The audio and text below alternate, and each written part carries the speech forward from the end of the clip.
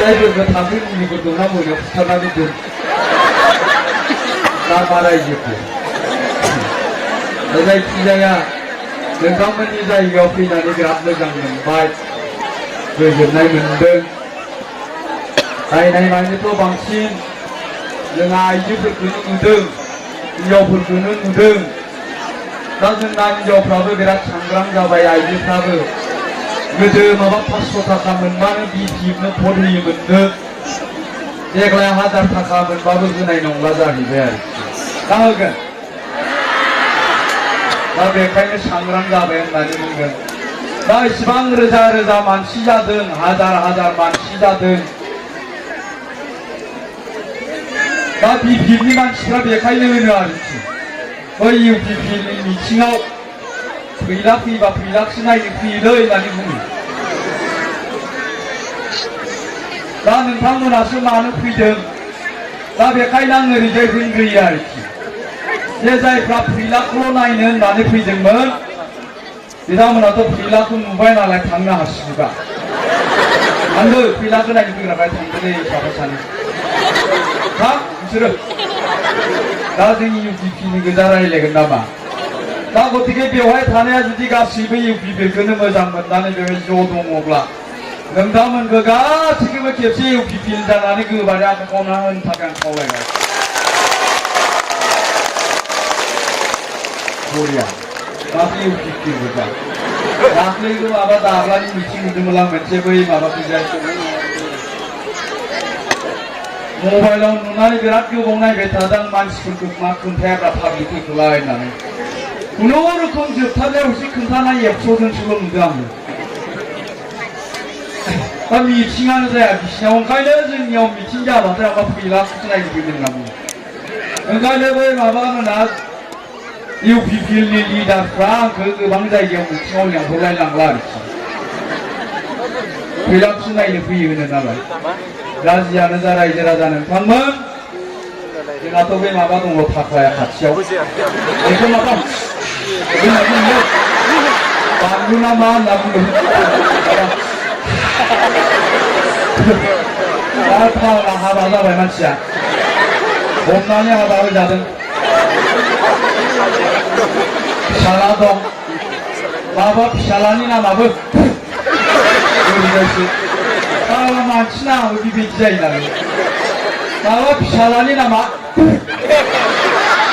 जोंहा ओरैबायदि उसुबिदा जायो गाबज्रिनायाव नोंथाङा दंना गैयालै होननानै गाबज्रिहैनांगौ जायो आं मा नाम दोनो गावसो मिथियो फाग्ला जायखौ होनो थांबाय आं ओमफ्राय माबोरै थानायब्रा नामालाय फाग्ला फाग्ला बेबायदि नाम दोननानै माबोरै जादों जाहैबाय गावनिया हिनजावा फिसा हौवा जोनोम जाबाय थादोंमोन जाहैबाय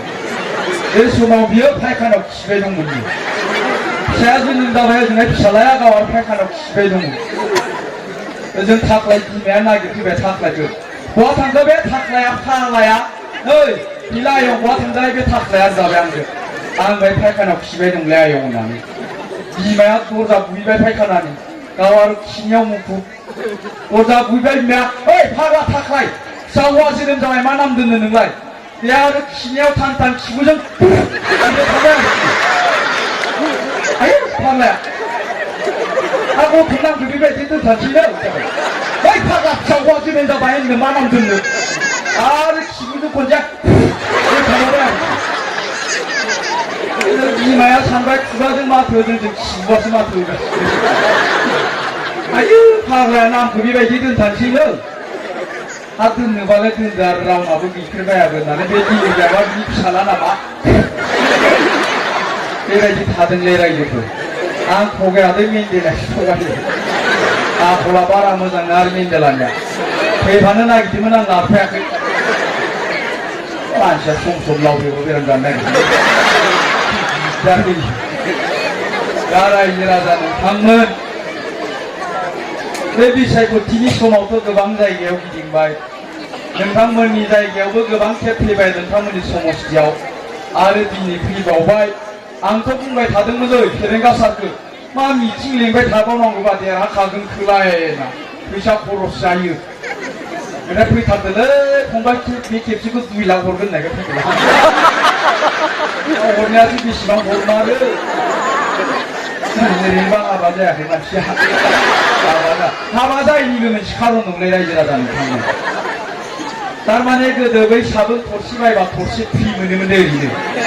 बाय वान गेट वान फ्रि होननानै बुङो इंराजियाव साबोन थरसे बायबाथाय थरसेखौ फ्रि मोनबोफायो आरो दा आंबो सानबाय ओंखायनो ओरैबायदि समा फैबासो हाबा जागोनलां थारमाने बिब'खौ हाबा खालामबाथाय बिनानावखौ लोगोआव ओरैनो मोनबोफानाय बेबायदि समा फैबासो हाबा जागोन होनना नेनायावनो बे समासो फैयासै दाबो आं सानबाय हिनजावखौल' मोनगोन ना मोनलाब्रा ओंखायनो आङो बै फेरेंगा सारखौ ओरैसो होनना बुंनो लुबैदों 2 लाखआव आं थाइसेबो थाखा लांला देरहाखांनायनि उनाव गावनि समस्थियाव बे आयेनखौ दाबानो जाबाय एग्रिमेन्ट खालामनांगोन खिन्थु होमबानो नांला आंनो फैसा दा रायजो राजा नोंथांमोन गोबां जायगायाव गिदिंबाय बिटिसिनि मोनफ्रोमबो समस्थियाव गिदिंबाय दा गिदिं नुबाय नोंथांमोननि जायगायाव नुवाखिसै खिन्थु खमायबाय बै सिगांफ्राव एखेबारे लामा फ्लेग गायनानै इउपिपिनि मानसिफोरखौ बरायोमोन इउपिपिनि मिथिं थाबा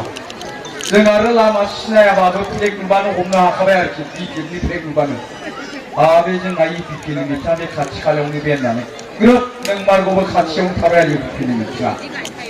दा बेबायदिनो नायबाय रायजो राजा नोंथांमोन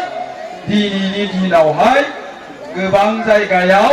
बिपिपि सापर्टारनिख्रुइ फ्लेगासो बारा जानानै दङ जोंनि जायगायावबो बेबायदिनो दं दिनै जोंथ' गिदिंबाय बिटिसिनि मोनफ्रोमबो समस्थियाव 40टाबो समस्थियाव गिदिंबाय खना खनला गोबां जायगायाव हाबबाय गिदिंनानै नुबाय नोंथांमोनाबो स्टाडि खालाम हिसाब खालामनानै नाय बिपिएफनि सापर्टारा दिनैनि दिनाव दरसे गामियाव खोब दङब्ला न'खरब्रै न'खरबा आरो गिदिरथार गामि दंबा 10-15 किल'मिटार गैला लांदां जाबाय दा ओंखायनो जों नुबाय दिनैनि दिनाव रोखा मोनसे फिक्सार जोंनि बर'फोरनि गेजेरनि 80% दिनैनि दिनाव इउपिपिएल हान्जानो सोलायहोथारनांगौनि सार्थआव भट होनो थांबाय दं रायजो राजा नोंथांमोन दा बेखायनो दिनैनि दिनाव इउपिपिएल हान्जाखौ रावबो हान्जाया होबथानायनि शक्ति गैया गोहो गैया रायजो राजा नोंथांमोन इउपिपिएलआनो सरकार दानो थांबाय दं बै बिपिएफ हान्जाया माबा ग्रह नांबाय नोङो रायजोखौ माबा बिसोर जि बुङो उल्थाल' जाबाय थादों दासान्दि बिटिआर एकर्डआव जेबो गैया होनबाय बिटिआर एकर्डनि दफाफ्रा मोनसेनि उनाव मोनसे मावफुंजाबाय थाबाय लाजिलायलांबाय लाजिनानै मा जाबाय बै धीरेन बर' सावरायग्रा मोना गावसोरनो बुंबाय बिटिआर एकर्डआव जेबो गैया होननानै दाखालि माबा मोनसे coordination committee for BTR implementation of XNDP होनना दिल्लीयाव रायलायहैबाय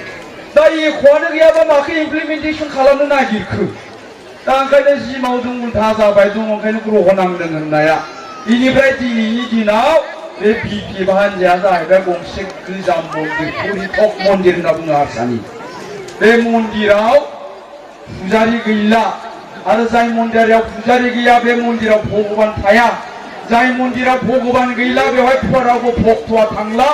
भक्तबो गैला पुजारीबो गैला भगबानबो गैलाबा बे मन्दिराव फुट पिकासा बासा लायो रायजोफोर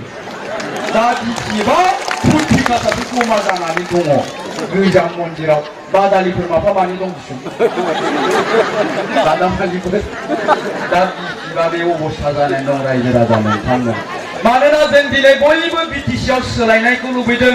बयबो जों रायजो राजाफ्रा मोनसे परिबर्तनखौ लुबैदों सोलायनायखौ लुबैदों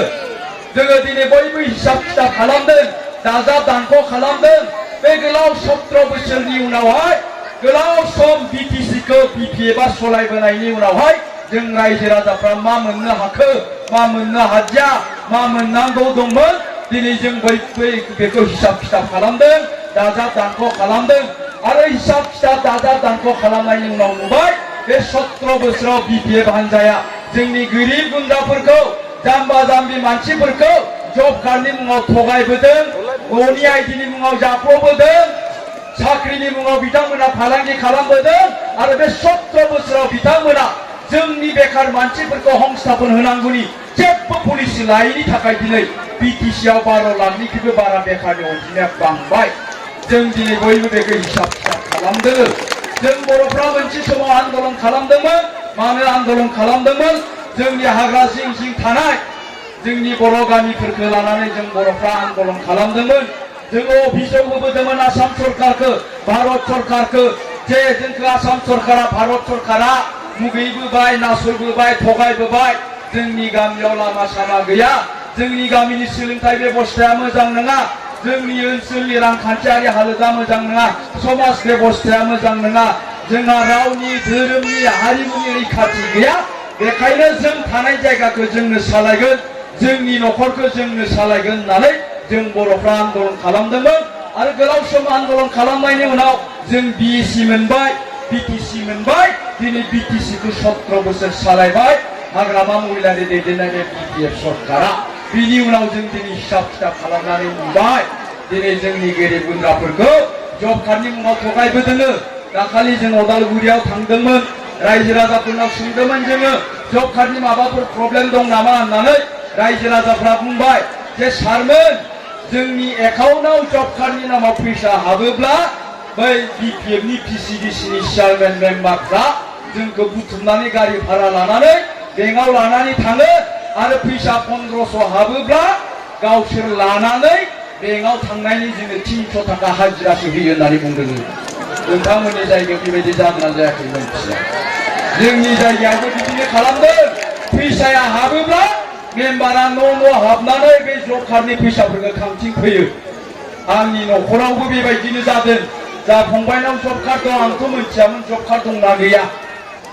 जब कार्डखौ सानसेखालि टेबोल सायाव नुबाय आं, ओंखायनो फंबायखौ होनबाय बे जब कार्डखौ मानो लादों नोंलाय, सोर होदों नोंलाय जब कार्डखौलाय? बे जब कार्डआ जाहैबाय दुखिया मानसिफोरनि, खामानि गैयि मानसिफोरनि थाखायसो, मानो लादों नोंलाय होननानै बुंबाय आङो। अब्ला बुंबाय मेम्बारा आंनो होदों। फैसाया हाबगोन ना हाबा आं सोंबाय। 1100 हाबदोंमोन, माथो जाखो? मेम्बारा फैनानै 800 थाखाखौ लाना थांफिनबायलै होननानै बुंदों। दा मानो मोनलांनांगौ बियो? दिनै जोङो बेफोरखौनो नुबाय थादों। जोंनि मानसिफ्राबो मा जाबाय, जाम्बा जाम्बि दुखियाफ्रा थारमाने मेम्बारफ्रा फैनानै बुंफैयो फैसाखौ जुदि एबार हराब्ला नोंनो एबारनिफ्राय एकाउन्टआव फैसा सोला होननानै बुङोना रायजोफोर। दिनै बेबायदि खालामबोबाय थादों। बेबायदिनो जोंनि गोरिब गुन्द्राफोरखौ जब कार्डनि मुङावहाय जाख्ल'बोबाय थादों, थगायबोबाय थादों बे बिपिएफ सरकारा 17 बोसोराव। जोङो बिनिफ्राय उदां जानो लुबैदों। दिनै जोंखौ नुदों, दिनै सासे मेम्बारनियाव हिनजावनिबो जब कार्ड दं, गावनिबो जब कार्ड दं, फिसालानिबो फिसाजोनिबो जब कार्ड दं। बिसोरनिया खामानि मावलायनो नाङा, फैसाया ओरैनो हाबबाय थायो। दा जों बेफोरनिफ्राय बयबो उदां जानो लुबैदों। दा बेखायनो जोंनो सोलायनायखौ नांगौ, परिबर्तनखौ जोंनो नांगौ। दा बेबायदिनो न'नि आइडिनि मुङाव जोंखौ थगायबोबाय, जाख्ल'बोबाय। न'नि आइडिनि मुङाव माबायदि जाख्ल'बोखो, माबायदि थगायबोखो दाखालि बावैबो जादों। बेबायदिनो दाखालि बावै नोंथांमोननि जायगायाव जागोन ना जायाखै मिथिया, बे आधार कार्डजों लिंक खालामनायनि दावराव जानायखौ जादोंना, आधार कार्डजों लिंक खालामनाय। दा बेवहायबो बिपिएफनि मानसिफ्रा बुंदों जे जोंनो बिपिएफनो जाय भट होगोन बिनिसो आइडि नाम्बारा जागोन, आधार कार्डआ लिंक जागोन होननानै बुंदों। दा बेफोर गासै बाथ्राफ्रा नंखाय रायजो राजा नोंथांमोन। बे पिएमएवाइ न'नि आइडिखौ कुनु बिपिएफ सरकारा होनो हाया, कुनु बिटिसि सरकारा होनो हाया। बे जाबाय जोंनि भारत सरकारनि मोनसे आसनि। भारत सरकारा सिन्था खालामदों 2022 सननि गेजेराव जेसेबां गोरिब गुन्द्रा न' गैयि मानसिफोर दं बिसोर गासैबो न' मोनजोबनो नांगौ होननानै भारत सरकारा मोनसे आसनि लादों। 2011 सनाव जोंखौ सेन्सास खालामदोंमोन। नोंसा साइकेल दंना गैया, नोंसा दंखल दंना गैया, नोंसा फायखाना दंना गैया, नोंसानि न'आ माबायदि, दा बेफोरखौ लानानै जोंखौ सेन्सास खालामदोंमोन, जायखौ जों इक'नमिक सेन्सास होननानै बुङो। दा बे हिसाबै जोंनि गासैनिबो लिस्टआ भारत सरकारनि आखायाव दंहैयो। आरो बे लिस्ट हिसाबैनो भारत सरकारा दुखियाफोरनो दिनै पिएमएवाइ न'नि आइडिखौ हरबाय दं। आरो देग्लाय ओरैबायदि जाबाय, जिहेतु जोंनियाव बयनावबो पकेट इन्टारनेट दंसै, बयनिबो आखाइ इन्टारनेट दंसै। ओंखायनो ओरै खालामनो नागिरदों एबार भारत सरकारा, जाहाथे बिबारि बसुमतारीनि न'खौ सोरबा लाइस्रि नार्जारिनो होया, सोरबा बिस्थिराम बसुमतारीनि न'खौ सोरबा चेयारमेना जाहाथे दिहुननानै जानो हाया, ओंखायनो एबार मा खालामनो नागिरदों आधार कार्डजों लिंक खालामनो नागिरदों जोंनि नामजों आधार कार्डजों लिंक खालामनो नागिरदों आरो आधार कार्डजों लिंक खालामनायनि उनावहाय जिअ' टेग खालामबावगोन सेटेलाइटजों नायबावगोन बिनि उनावसो जोंनि न'नि आइडिया जानानै फैगोन दा बेखौनो बिपिएफनि मानसिफ्रा जोंनि गोरिब गुन्द्राफोरखौ थगायनानै बुंबाय मा बिपिएफनो जाय भट होगोन बिनि न'नि आइडिया जागोन आधार कार्डआ लिंक जागोन होननानै दा बेफोर खोथाया गासिबो मिसा रायजो राजा नोंथांमोन कुनु बिपिएफआ कुनु बिटिसि सरकारा बे पिएमएवाइ न'नि आइडिखौ होनो हाया जोङो बुंदों इउपिपिएल हान्जाया साफ्रोमबो गोरिब गुन्द्रा न' गैजायिफ्रा 2022 सननि गेजेराव न'खौ मोनसे फाननो नांगौ आरो जायफ्रा न' मोननो हायाखिसै जाय गोरिब गुन्द्राफ्रा न' आइडिखौ मोननो हायाखिसै बै गोरिब गुन्द्राफोरनो इउपिपिएल हान्जाया सरकाराव फैनायनि उनावहाय बड'लेण्ड आवाज योजनानि गेजेरजों साफ्रोमबो न' आइडि मोननो हायि गोरिब गुन्द्रानो जोङो न' लुनानै होनो नागिरदों जोङो इउपिपिएल हान्जाया बे आसनिखौ लादों रायजो राजा नोंथांमोन दा बेखायनो दिनै जोङो बयबो सोलायनायखौ लुबैदों परिबर्तनखौ लुबैदों जाय परिबर्तननि गेजेरजों जोंनि गोरिब गुन्द्राया लाब जानो हागोन जाय परिबर्तननि गेजेरजों जोंनि गाजों बयबो समान मोनथाय समान जौगानाय बे बेबस्थाखौ मोननानै जाहाथे जों बयबो दावगालांनो हायो दा बिनि थाखाय जों बयबो सोलायनायखौ लुबैदों आरो परिबर्तनखौ लुबैदों आरो दिनै बेनो बिटिसिआव बे सोलायनाय परिबर्तननि धोआनो बारबाय दं रायजो राजा नोंथांमोन आरो बे बारखौ दिनै रावबो शक्तिया होबथानो हालिया दिनै इउपिपिएल हान्जाखौ फेजेननो हानाय बिटिसिआव रावबो राजखान्थि हान्जा गैलिया दिनै नोंथांमोननि समस्थियाव फैदों सिगाङावबो गुबुन गुबुन समस्थियाव थांबाय बे मोनफ्रोमबो समस्थियाव गिदिंनानै जों दिनै मोनसे रोखा फिक्सारखौ नुनो हादों बे फैगौ समफ्राव बे इउपिपिएल हान्जाया 30टानिफ्राय 32टा समस्थियाव देरहानानै सरकार दागोना दिनैनि दिनाव रोखा जानानै दं रायजो राजा नोंथांमोन दा गतिके आं गोलाव बुंबाय थालिया मोनाबायबो हिनजावफ्रा सिखारबायानो हनै राख'रा ख'रा फिसाइ गोनांफ्रा माने मोनाबाथाय रायो नालाय बुला बुसि खालामो आरो दाना फिसाइफ्रा एसे एसेयावनो चान्स लायोलै मबाइल लानायनिफ्राय बेलेग गोसोथोनाय लाजोबो नालाय बेखायनो बै हिनजावफोरखौ बुंदों आङो फिसाइफोरखौ एसे आन्दाज ला मबाइलफोरखौ जुदि लोगोनिफ्राय गारथाराबाथाय एसे आन्दाज खालामबानो जाबाय बेहा सोरबा दङ आरो मबाइलखौ रिंनाय खोनाथाराबाबो साइलेन्ट खालामनानै लायो बेफोरखौ एसे आन्दाज ला एसे एसेयावनो रागा जोंबाथाय एसे आन्दाज ला रं नाम्बारथ' नङा राइट नाम्बारानो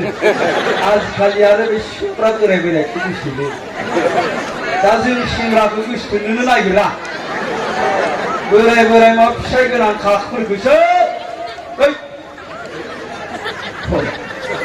सेंग्राफ्रा गोसोथोनायानो गैया मा गोसोथोनो रोङा मोना बेस्राफ्रा बोराय बोरायखौ गोसोथोनो गारि गोनांफोरखौ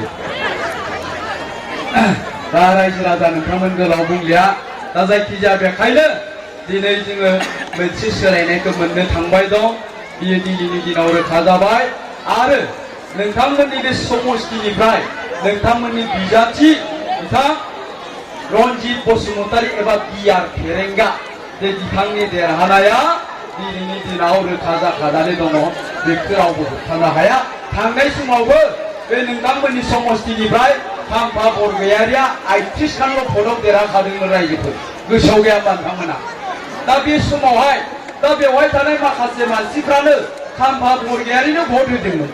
दिनै बे खाम्फा बरगयारिनो भट होग्राफ्रा इउपिपिएलनो भट होनो नागिरबाय आरो बै समाव बे समस्थियाव थानाय नोंथांमोननि समस्थियाव थानाय आदिबासि नेपालि बै बेंगलिफ्राबो खाम्फा बरगयारिनो भट होदोंमोन किन्तु दिनैनि दिनाव बै जाति जनगोष्ठिफोरनि दैदेनगिरिफ्राबो दिनै परिबर्तनखौ लुबैनानै सोलायनायखौ लुबैनानै दिनै इउपिपिएल हान्जायावसो जगदान खालामजोब्बाय दा गतिके बे गुबुन गुबुन जाति जनगोष्ठिनि भटखौबो दिनै रन्जित बसुमतारी एबा बिआर फेरेंगा बिथाङा मोननो थांबाय दं 60%आनो दा गतिके बिथांखौ खाम्फा बरगयारिया कुनु दिनावबो फेजेननो हाया रायजो राजा नोंथांमोन बे रोखा जाबाय दिनैनि दिनाव दा बेखायनो नोंथांमोननि समस्थियाव बिआर फेरेंगायानो देरहाखागोनबा रन्जित बसुमतारीयानो देरहाखागोनब्ला इउपिपिएल हान्जायानो जुदि सरकार दाखागोनब्ला दा गतिके जोंहा बेवहाय गोनो गोथो जाबाय थानांगौनि कुनु माने गैया नोंगोना नङा रायजो राजा नोंथांमोन बिआर फेरेंगायानो देरहाखासिगोन UPPLआनो सरकार दासिगोन गतिके दिनैनि दिनावहाय सोरबा BPFनो भट होनायनि मा ओंथि दंबावो नंगौना नङा रायजो राजा नोंथांमोन दा बेखायनो सोरबाफोर बेवहाय BPFनि सापर्टारनि मानसि दङब्ला BPFनि जुदि मेम्बारफोर दङब्ला बे सम थानायावनो ओरैजाय फैजोबदो बेखौसो खावलायबाय आरो बारा गोबावबा लानाङा थांबायलै केन्डिडेटआ बारा गोबाव खालामबा लानो नाङा नोंहा हा अमा हालेवनायाव सैमा गाग्लिनायखौ मानिगोन नामा दा ओंखायनो सम थानायावनो बिथांमोनखौबो फैनो खावलायदोङो जिहेतु दिनै सोलायनाया खाथां जाबाय बयबो लुबैदों दिनै गासै रायजो राजायानो मोनसे परिबर्तनखौ लुबैदों सोलायनायखौ लुबैदों जों दिनै बयबो सिन्था खालामदोङो 17 बोसोर BTCखौ सामलायनानै BPFआ दिनै फेलें जादोङो रायजो राजाफोरनि जौगानायनि थाखाय बिथांमोना खामानि मावनो हायाखिसै दिनै जों मोनसे गोदान एग्रिमेन्ट लानानै फैबाय जायखौ जों BTR एकर्ड होननानै बुंदों जायखौ जों BTR होननानै बुंदों बे BTRखौ 17 बोसोर सालायनानै फेलें जानाय बेबायदि पार्टिनो जोङो आगारनानै होनो गोसो गैया जों रायजो राजाफ्रा बे BTRखौ जायफ्रा लानानै फैबाय BTR एकर्डखौ जायफ्रा खालामबाय बे बिथांमोनानो बे BTR एकर्डनि दफाफोरखौ मावफुंनांगौनि दायित्वखौ लानांगौ होननानै जों दिनै गासै रायजो राजाफ्रा सिन्था खालामदों आरो बिथांमोननि गेजेरनिफ्रायनो BTRनि चिफ जानो नांगौ होननानै जों दिनै बयबो गोरों गोरा मानसिफ्रा सिन्था खालामदों बे बिथांमोननि गेजेराव जों नुनो मोनदों प्रमद बर' बिथाङा दिनैनि दिनाव सासे क्वालिटि गोनां लिडार